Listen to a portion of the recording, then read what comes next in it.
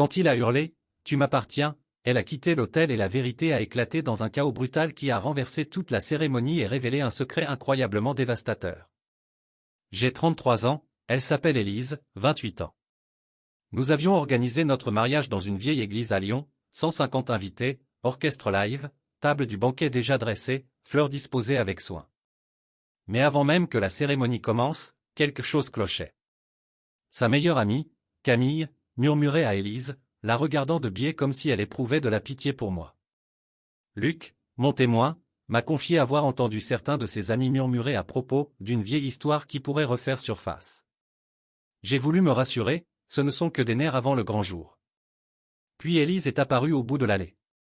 Les portes de l'église ont brutalement claqué. Adrien, son ex, 31 ans, en état d'ébriété, la lèvre ensanglantée, a foncé vers nous en criant. « Tu m'appartiens !» Un silence glacé a saisi les invités. Adrien a attrapé la main d'Élise et hurla. « Tu ne peux pas l'épouser. Je vais dire la vérité. » Le visage d'Élise est devenu pâle comme la pierre de l'autel. Mon cœur a fait un bond. Et là, tout a basculé. Les sourires, les applaudissements, la musique, tout s'est effondré dans un chaos de cris et de regards incrédules. Adrien la tenait fermement par le bras. Je m'attendais à ce qu'Élise le repousse violemment, qu'elle hurle, qu'elle s'éloigne. Mais elle murmura seulement. « Adrien, pas ici. » Le murmure du public monta en un brouhaha croissant. Les chandeliers reflétaient la lumière des vitraux, et le prêtre tentait tant bien que mal de calmer l'assemblée. Adrien leva la voix, pleine de défi et de colère. « Alors je le dirai moi-même. Je dirai qui payait ton loyer depuis 6 mois. » Un choc parcourut l'église. Des invités commencèrent à chuchoter nerveusement, certains murmuraient « Quoi ?» tandis que le père d'Élise, Marc, laissa tomber son verre de vin. Tout le monde me regardait, et pour un instant, je crus que je devais me justifier. Moi, le marié, supposé être celui qui maîtrisait la situation, je découvrais que tout n'était pas ce qu'il semblait. Depuis 6 mois, je croyais financer quelques menus plaisirs communs, quand en réalité, Adrien semblait posséder des preuves que je n'étais pas celui qui payait, ou du moins pas seul. Élise, les yeux baissés, lâcha soudain le bouquet, se tourna vers moi et murmura à peine. « Désolé. » Puis, sans un mot de plus, elle suivit Adrien vers la sortie. Les portes de l'église s'ouvrirent dans un fracas, et un torrent de cris, d'exclamations et de cliquetis de téléphone emplit l'espace sacré.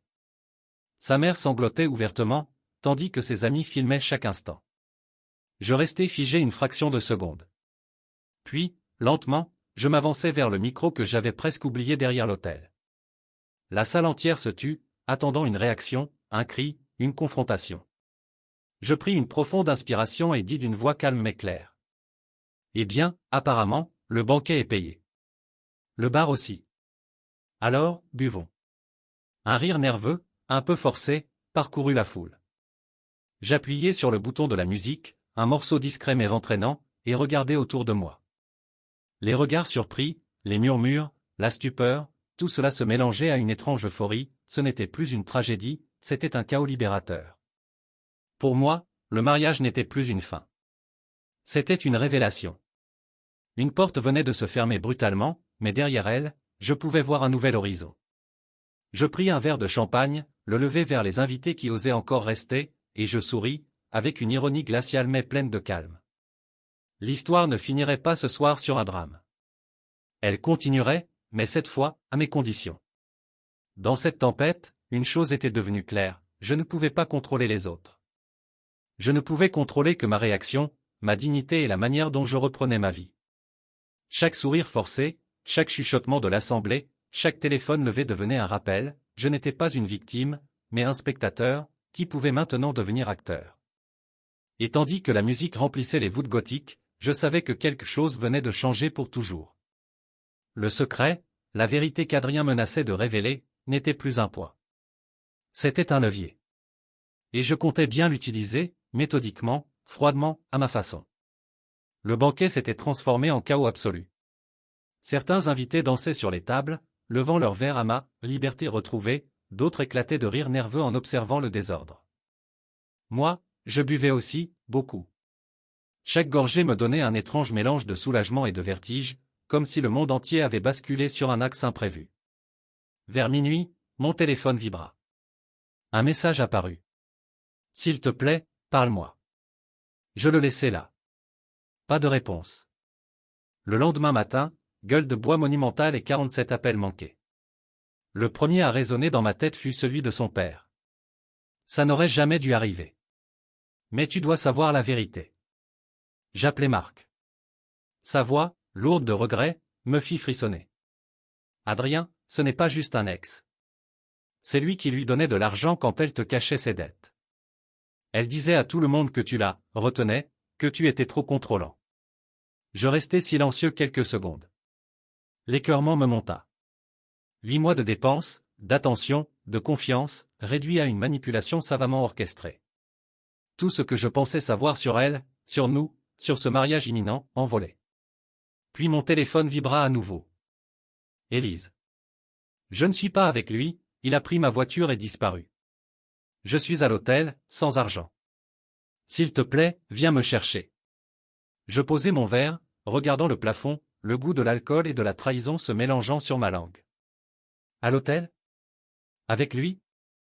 Après ce que tu as fait à l'hôtel? Elle sanglotait, ses mots tremblants comme des éclats de glace. Il avait promis de m'aider, mais tout s'est mal passé. Je laissai passer un silence. Chaque respiration semblait peser des tonnes. La colère, la fatigue et le dégoût se mêlaient. Débrouille-toi toute seule, dis-je enfin, et raccroché. Pas de cris, pas de hurlements. Juste un clic sec, un écho dans le vide.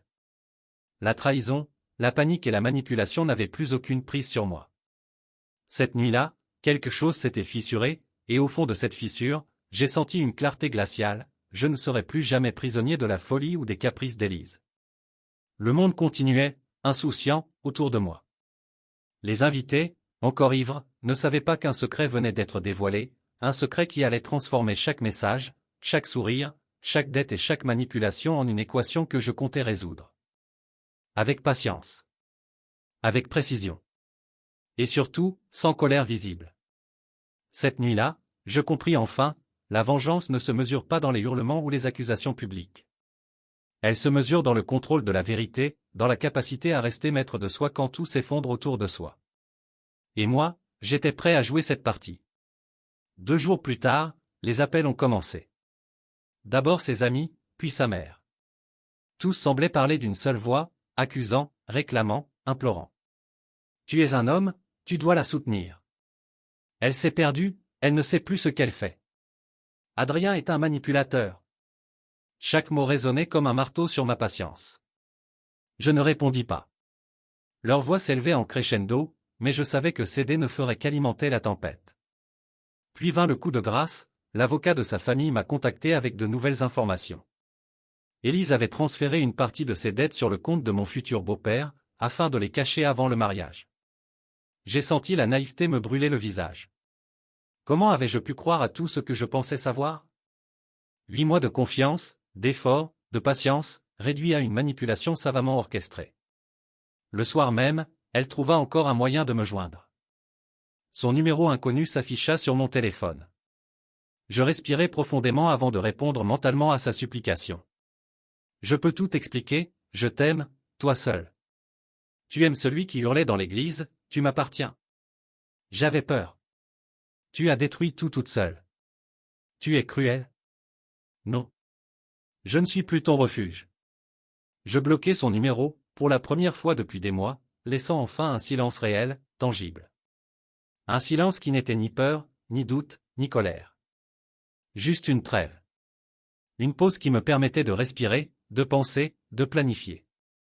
Assis seul dans mon appartement, entouré du vide, je pris conscience de quelque chose d'important, chaque manipulation, chaque mensonge, chaque crise d'émotion était désormais documentée dans ma mémoire, dans mes messages, dans mes relevés bancaires et dans les appels manqués. Les preuves étaient là. Tout ce qu'il me restait à faire, c'était de les utiliser. Avec calme. Avec méthode. Le poids de la trahison se transforma en stratégie. Pas de vengeance explosive, pas de cris, pas de gestes irréfléchis. Tout serait subtil, précis, irréfutable. Et surtout public si nécessaire. Parce qu'après 8 mois de mensonges, il était temps que la vérité sorte de l'ombre. Cette nuit-là, je pris un verre de whisky, le regard fixé sur les lumières de Lyon au loin. Les échos du chaos de l'église flottaient encore dans mon esprit, mais un sourire froid et ironique se dessina sur mon visage. Tout ce qu'Élise avait construit pour me manipuler pouvait maintenant se retourner contre elle. Et je comptais bien le faire, lentement, implacablement. Pour la première fois depuis le mariage annulé, je me sentis maître de la situation. La tempête extérieure s'était calmée, mais la vraie bataille n'avait pas encore commencé. Elle allait se dérouler dans les coulisses, avec des pièces et des preuves que je détenais depuis longtemps, et chaque mouvement serait calculé pour exposer non seulement ses mensonges, mais sa propre duplicité. Le silence avait un goût de puissance. Et ce goût, je n'étais pas prêt à le laisser s'échapper. Une semaine plus tard, le téléphone sonna. C'était mon voisin. Il y a une femme sur ton palier. Elle dit être ta fiancée. Je n'étais pas chez moi à ce moment-là. Je lui ai répondu calmement. Si elle ne part pas dans 10 minutes, appelle la police. Il s'exécuta. Quand j'arrivai, la police avait déjà escorté Élise hors de l'immeuble. Elle refusait de partir, hurlant, suppliant, mais l'autorité a fait son travail. Sur la porte, un courrier m'attendait. 6 pages denses, couvertes de larmes et de promesses, je vais tout arranger, je suis prête à vivre dans une tente si c'est nécessaire, donne-moi une dernière chance. J'ai lu, j'ai senti la colère, la tristesse et la fatigue m'envahir. Puis j'ai fait quelque chose de simple, j'ai déchiré chaque page et jeté les morceaux à la poubelle. Peu après, nos amis communs organisèrent ce qu'ils appelaient une « intervention ». Je suis arrivé et je l'ai trouvé recroquevillé dans un coin, l'air effrayé mais défiant. « Nous voulons que vous parliez. » dirent-ils. « Et elle vous a dit qu'elle était partie de l'hôtel avec son amant ?» demandai-je, calmement. Silence. « Non. » Alors voilà, nous avons parlé. Je me suis levé et je suis parti. Certains de nos amis semblaient offensés, frustrés, peut-être choqués par mon indifférence. Mais pour moi, tout cela n'avait plus d'importance. Les manipulations, les mensonges, les ultimatums, tout avait été exposé, et il n'y avait plus rien à sauver. Je marchais dans la rue, respirant l'air frais de Lyon. Le poids de la trahison avait été allégé par l'action, par la distance et par la certitude que je n'étais plus pris au piège de son théâtre émotionnel. Chaque regard derrière moi, chaque commentaire étouffé, chaque petit chuchotement, tout était devenu insignifiant. Et dans ce silence, j'ai trouvé quelque chose que je n'avais pas ressenti depuis longtemps, la paix. Pas la victoire éclatante, pas le triomphe bruyant, mais cette quiétude douce, calme et ironique, née de la maîtrise totale de la situation. Élise n'avait plus aucun levier sur ma vie, et cette liberté était la meilleure revanche. Pour la première fois depuis des mois, j'ai levé les yeux vers les lumières de la ville et j'ai souri. Pas un sourire de joie, pas un sourire de vengeance, mais un sourire de clarté. La tempête était passée. Le chaos s'était dissipé. Et moi, je continuais, intact, maître de ma dignité et de mon avenir. Un mois plus tard, le téléphone sonna à nouveau. C'était Marc, le père d'Élise. Elle part pour Marseille. Nouveau travail. Elle souhaite s'excuser une dernière fois. Je pris une profonde inspiration et répondis simplement. Transmettez-lui, trop tard. J'avais déménagé dans la nouvelle maison que je rénovais pour notre futur, notre famille, mais maintenant, elle était entièrement à moi. J'adoptais un chien, un épagneul breton, fidèle et joyeux, qui remplissait mes journées de calme et de rire. Mon travail s'était amélioré, et pour la première fois depuis longtemps, je dormais profondément, sans cauchemar ni tension. J'appris qu'Élise vivait dans un petit studio, essayant de recommencer. Adrien réapparut sur les réseaux sociaux, déjà fiancé à quelqu'un d'autre. Élise éclata en crise, provoquant des scènes avec ses amis. Moi, je laissais tout cela derrière moi. Puis je rencontrai Claire. Calme, intelligente, simple. Elle connaissait toute l'histoire et dit avec douceur. Tu n'as pas perdu ta fiancée. Tu as évité une catastrophe. Et je compris enfin, parfois, la meilleure réponse n'est pas la vengeance, ni le drame, ni l'explosion publique. La meilleure réponse, c'est la liberté. La tranquillité. La dignité intacte. Aujourd'hui, Élise vit dans le monde qu'elle a choisi le jour où elle s'est retournée à l'hôtel. Et moi, je continue ma vie, serein, entouré de loyauté, de rire et de calme. Pas de vengeance nécessaire. Juste la certitude que j'ai gardé ce qui compte vraiment, ma paix, mon avenir et ma liberté.